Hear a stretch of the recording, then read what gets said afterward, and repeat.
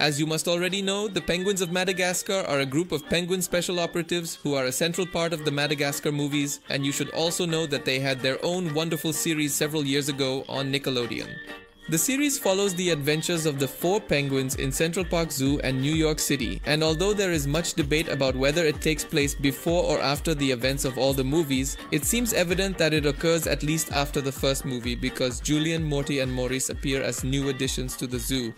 The issue is that the main characters from the Madagascar movies, Alex the lion, Marty the zebra, Gloria the hippo and Melman the giraffe are nowhere to be found. The first response that comes to mind is that we are in a parallel universe where none of them know each other or never made it to the zoo or something like that. And although that is a simple and quite tempting answer, we have a significant issue, where none other than Alex the lion appears as the main character and spiritual guide of Skipper, leaving us with a multitude of questions and various shady implications, considering that Alex appears as a spirit. Returning to our penguin mystery of today, before analyzing everything that the special episode throws at us, we must take a step back and take a look at the production of the Penguins of Madagascar.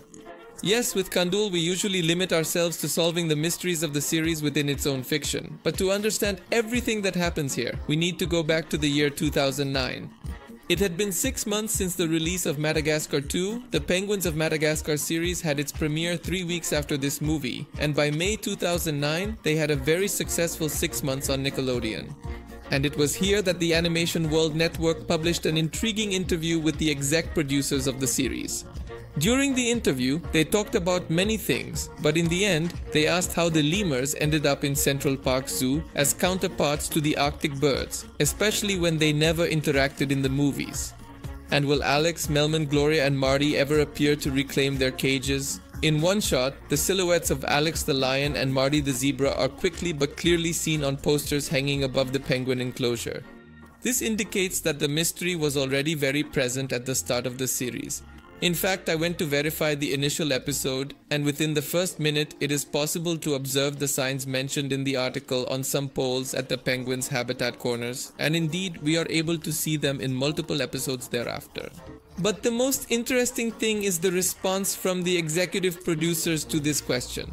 Every now and then we refer to the movie King Julien is definitely from Madagascar, saying when I was in Madagascar, we are just doing it as if someday, after all the continuity of the movies, somehow the penguins would end up there and the lemurs would follow. We talked about linking the two from the beginning, adds McCorkle, but when we started the series, they still didn't have an ending for Madagascar 2. We definitely tried to find some complicated reason for all this, but it just seemed that when you're making 11-minute stories, there's never enough time for much backstory.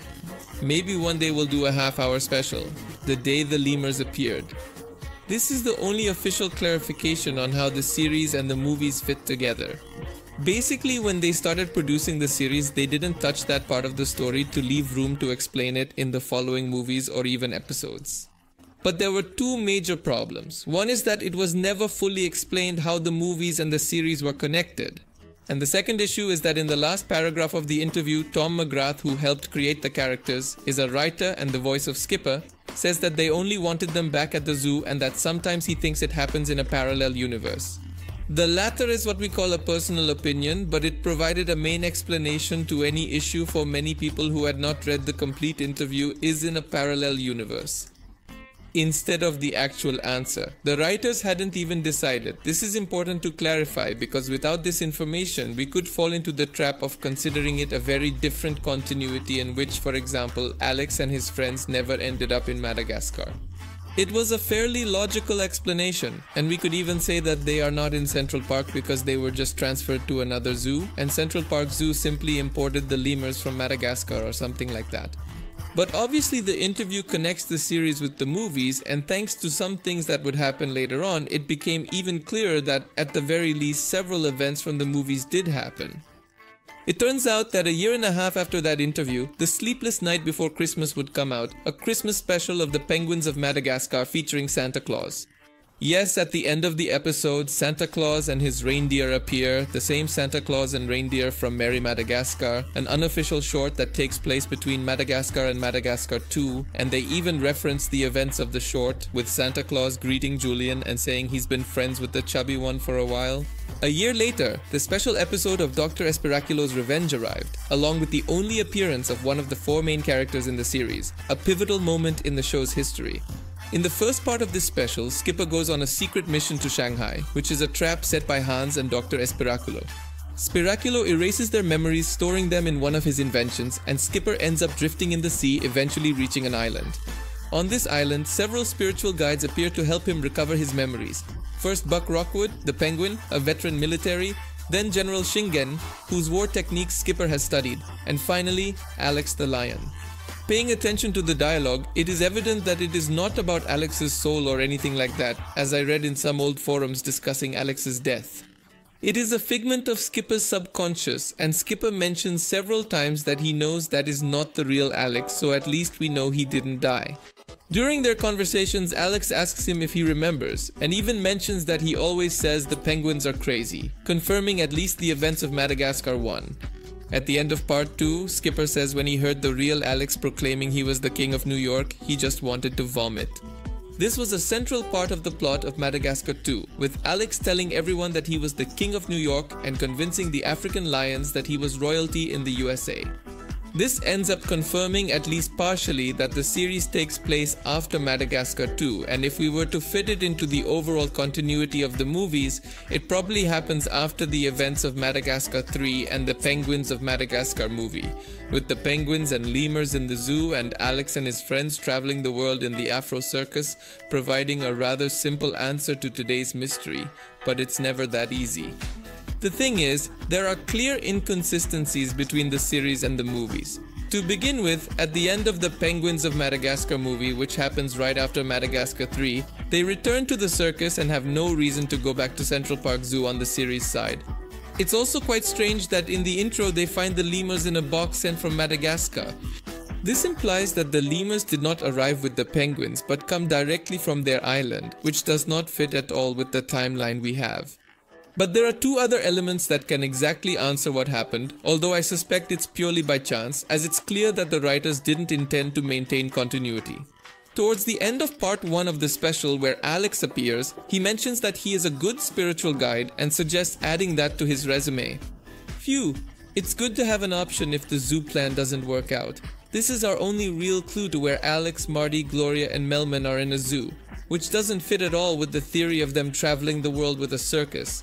But it's the only explanation within the series, although it clearly clashes a lot with Madagascar 3. So, parallel universe? Well, maybe, but not necessarily. In the Penguins of Madagascar series, there are 2 other characters who accompanied us in the movies that we haven't seen, Mason and Phil, the chimpanzees.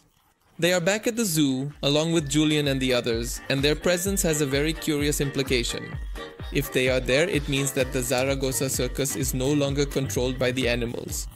If you recall Madagascar 3, you'll know the circus was overtaken by Phil, disguised as the King of Versailles, making the monkeys the circus owners, providing a clear timeline to align the series with the movies. At some point, Afro Circus separates, Julien and his lemurs return to Madagascar, penguins and apes return to Central Park, Alex and his friends end up in another zoo. Eventually, Central Park Zoo receives a crate from Madagascar, likely sent by Julien himself. They admit the lemurs, and there you go, the events of the series begin. By the way, it's quite obvious that it's not as if Alex and them are still at Central Park Zoo and we don't see them, because their habitats appear in the same place in the series, but occupied by other animals.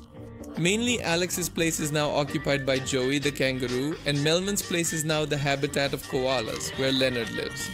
It is also known that the habitat of Marty is currently occupied by a llama and Gloria possesses a gazelle, so we are aware that in some way Alex and his friends have ended up in another zoo. Even though the series could be about a separate universe where Madagascar 3 never happened or something like that, it is possible to fit the continuities, especially due to the large number of references to the movies. And that also occurs in the opposite way. After all, Mort's affection for Julien's feet initially appeared in the series and was later used in the movies. And it's interesting that in the Penguins movie they look much more like they do in the series. And Rico already has his mohawk and can now remove bigger things at will, he just needs his scar, which only indicates that there are still stories they haven't told us.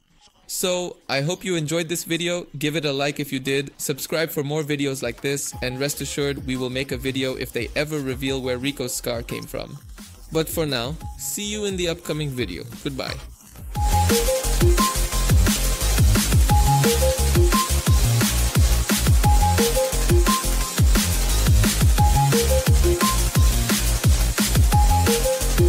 No, dude, you're wrong.